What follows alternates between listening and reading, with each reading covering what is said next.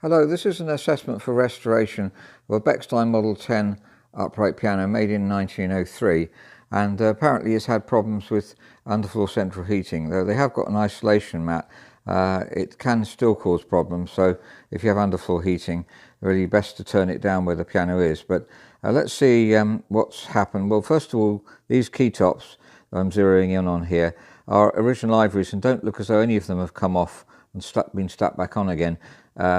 Key tops coming off is a very, very clear signal that there is a problem with drying out in a piano. So if you have a piano and key tops are coming off, it's almost invariably because the piano is drying out and the key dries out and the key top doesn't, obviously, because it's made of ivory. I'm just looking to see how much wear the piano's had. If you look at the right hand pedal, it's slightly dented here, and there's so it doesn't necessarily mean the piano's been incredibly used. It might just be the person who's used it has put their foot at an angle here and bent the pedal down here. That's quite common. Sometimes they wear right through. There's a felt put around here. There's been some reconditioning work done on this piano. That felt's come out of place. That could be glue drying out with the central heating. So looking inside, the main problem apparently is this crack in the tuning block here. So we're looking at the tuning pins now to see if they're loose, and in fact they're not incredibly loose where this crack is, so it's probably just a surface crack. But having said that, they're just beginning to get loose, and if you have got central heating, underfloor heating, then it's a wise thing to do to change it. These are original strings, and they're 1903, so the copper strings are beginning to get a little bit on the tubby side down here. Though it's remarkable how well these models stand up to time. And if we go through this here, even the breakpoint, well, because this is a straight strung piano, Bechstein made this model deliberately because the straight strung has a much better breakpoint. The equivalent Model 9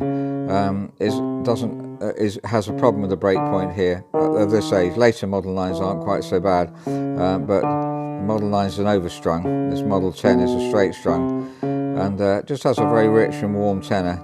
Of course, with the shorter bass strings of a straight strung, the bottom octave, the bottom few notes particularly, aren't nearly as good as an overstrung. But the straight strung Bechstein, straight strung Richard Lipp, straight strung Blutner, all those top mates went in for straight strungs because of the better breakpoint.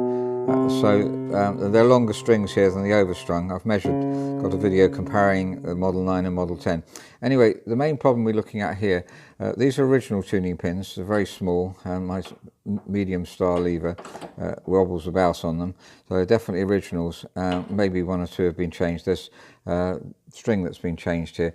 It will benefit the bass, particularly if we restring. Around here, definitely it improves. We have replaced rest planks in Model 10s before. Model 5s, which is the predecessor, the one that comes before Model 10, very, very commonly, even if you fully restore and don't change the rest plank, the rest plank still needs changing. So recommend, especially if you fully restore a Model 5, you change the rest plank. Model 10 seems to stand up better to central heating, but it will benefit the piano definitely if it was replaced. And the rest of the piano is very good. The regulation is good. I don't think anything needs changing. Possibly if we restring, then we change the dampers. That's a decision to make. Certainly the damping here, the dampers are getting slightly thinner and is beginning to ring on slightly, but not incredibly significant. But it will make a good change to the bass if it's restrung. It will really make it more richer. Looking down the bottom of the piano, we can see evidence of drying out here. If you look at first of all, the cracks in the soundboard there, the down bearing doesn't seem to have been affected up till now, but recapping the bridge will improve that too. But I don't know if you can see if I zero in here, but there are some cracks opening up on the bridge. I found them earlier, there we are, zeroing in on them, and let's see if we can get them on the... Right, I think you can probably see them here on the video. In real life they look really clear, and I can't seem to get them clear on the video. Let's have a look. Well, yeah, well, there's one there. Oh yes, that one does show up. It's very obvious, isn't it? let's have a look. I'll point to them. There's a crack there. Again, on the video, it doesn't seem to show up as well as it does in life. There's a crack here from the pin. There's another one here. Let me have a look again. Yeah, it's difficult to video them, but they're definitely visible to the naked eye and not so much on the video. But the crack's opening up on the bridge. That needs recapping. This part of the bridge, I can see. Oh, we can see a much more definite one down here. You can see there's definitely a crack. If we look up the top, you can see that, and down here. So the bridge needs recapping. So obviously new wood that's dried out, cured a bit more, that'll last longer. But if you've got underfloor heating, you really do need to keep it on minimum, I think, even with an isolation mat, because this can happen, and obviously you don't want to damage the piano. Very often you notice downbearing starting to go around this area here on the treble brake, and very, very slightly there. I think recapping the bridge is going to help. Looking at this top area here, that's just that treble area where we were playing earlier, and there don't seem to be any problems on the bridge. You can see the soundboard that's opened up, so certainly if we restring the piano, we will shim the soundboard at the same time. And let's have a look here. You notice that these are individually strung on the top treble. This is our Model 10 Bechsteins, that's individual stringing, thought to be more stable. And there we start with the string going round the pin and back up again, which is more useful if you have a breaker string, because you can use the same string again. So this does cause a problem if you break a string here. The individual string has to settle in again, which is obviously not quite so good. I'm not convinced by this. I mentioned this on other videos that some of these top firms do use individual stringing rather than going round the pin and back up, claiming it's more stable. But a lot of firms, Steinway included, don't use it, and it doesn't seem to affect the stability. I've seen one or two tuners contest that, so let's debate that. Let's see if we obviously want to serve as well as we possibly can. While we've got the action pulled forward, we can get right on top of the hammers, and you can see there has been used, but it's not excessive wear on those hammers, and they're good quality Bechstein hammers. Plenty, we can very lightly reface them, but actually the tone of them is excellent as it is, and with the restringing it'll be a louder piano, slightly louder. So if it depends on the size of the room, whether you want it brighter or not. And the action, looking for evidence of moth and things like that, there doesn't seem to be any evidence of moth at all, so that's got a clean bill of health. These tapes have been replaced recently with good quality leather end tapes. You can see one or two springs have been replaced too.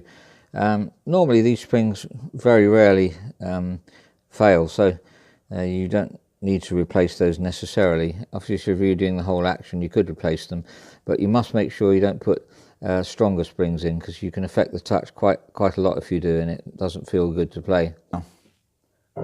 So that's an assessment of a Bechstein Model 10 made in 1903, and has a very rich tone as Model 10s do. There's other videos about these, and the Model 5, the older predecessor to the Model 10, they're both really well designed pianos, but the Model 5 has a lot of problems with rest planks with central heating, and the Model 10 can as well. So we replaced the rest plank, which is what the tuning pins go into, and obviously that means we restring it. This one also has a need for bridge caps to be recapped. They're starting to crack. So problems with underfloor heating, even with an isolation mat, best to keep the room cool really, or just bring in lots of plants and tropical plants and things to bring the moisture up, and in extreme cases a room humidifier. It does sound a bit weak at the moment. I think now it's got the pianos together, a bit of refacing would help to bring more of the tone up, but the new strings will also strengthen it. Depends on the size of the room, of course. If it's a small room, then you might not want it much stronger. If it's a big room, you want a bit more power here, but it is naturally more mellow than a modern piano anyway, but it's quite a different tone. Round here where it sings the most, that's the important area, and then the tenor. The good thing about these straight strung pianos is they have a better tenor of this size of piano than a lot of overstrungs, and the bottom bass suffers from having shorter strings, but with new strings that'll improve as well.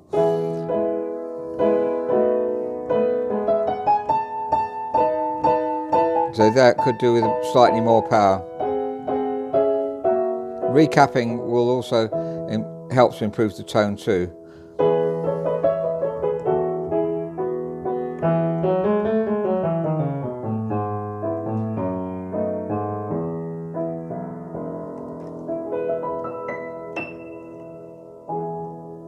Thank you very much for listening.